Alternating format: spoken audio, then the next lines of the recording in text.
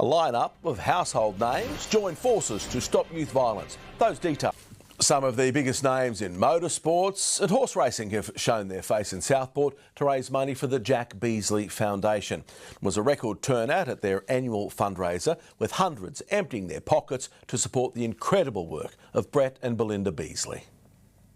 The Beazley family is the face of knife crime reform around the country, and behind them is a whole lot of horsepower. This is our biggest event every year, and today's our biggest crowd.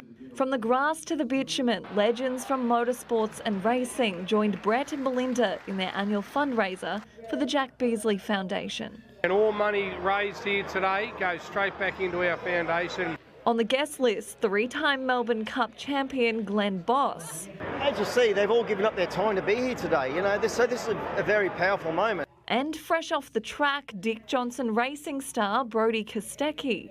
Yeah, definitely probably putting my hand in my pocket. I see some nice racing memorabilia up here, so it might look really good in my man cave. A signed replica of his helmet also up for auction, with guests unafraid to empty their wallets for a good cause. I just can't help but feel so much admiration for them to choose this path and go on and save lives. Or reasons of their own. What about that Roosters jersey? Yeah, the Roosters jersey, I'm planning to buy that and burn it.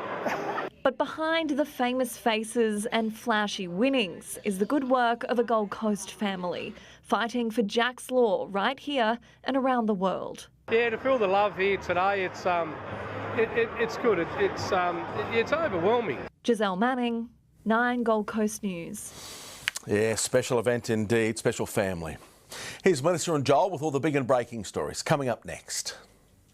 Thanks, Paul. In our bulletin tonight, the big build finally underway. Ground broken on the first Brisbane Olympics venue. Parents charged over crash death of their 3-year-old son. Wet weather descends on the southeast with days of rain ahead. Hillary Clinton testifies in Jeffrey Epstein investigation. A famous Aussie beer changing with the times. The high-tech hip implants keeping Aussies on their feet for longer. And a surprise winner of CanStar's Supermarket Barbecue Chicken Awards. All of those stories, plus the rest of today's breaking news, that's coming right up after your local weather. We'll see you soon. Time now for that full weather forecast with the one and only Luke Bradnam. Oh, I don't want to hear it, but tell me how much we're expecting this weekend, Luke. PT, honestly, it is not that bad, guys. This weekend, look, basically what we've had the last couple of days, showers, only very light, both Saturday and Sunday. Sunday actually looks like we could see some slightly heavier falls, but you could definitely get out and about tomorrow. It won't be a great beach day, unfortunately. These southeasterly winds that we've had up around 60 k's an hour today, they're set to stay with us for at least the next week. Good news, they will ease slightly by Sunday. I'll show you that outlook in a tick, but let's relive how it unfolded today.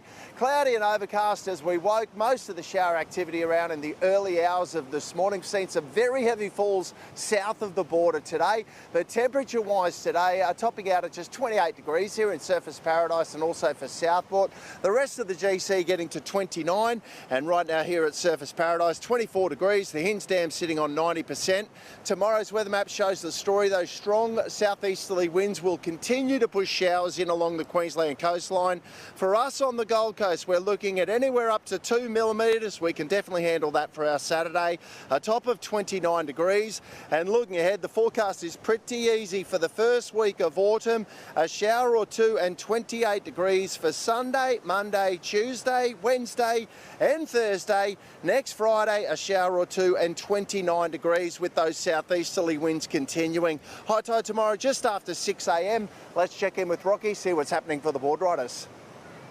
Yeah, look, down here at Currumbin, it's pretty wild and windy out on those open beaches, but those winds have picked that swell up. Looks like more to come over the weekend. Point Break's turning it on. For the beachgoers, powerful surf causing unstable and sweeping conditions on those open beaches.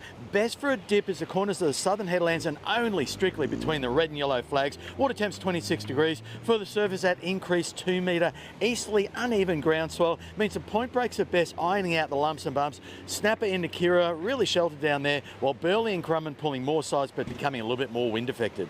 For the 5-day surf forecast, that swell holding around 5 foot, 6 foot over the next few days. Southeasterly winds getting up to 40 kilometres Saturday, then slowly easing off early into next week. So with this solid swell, caution needed for the swimmers, but for the surfers, get your best board, head down to the southern points and you'll find some fun waves over the weekend.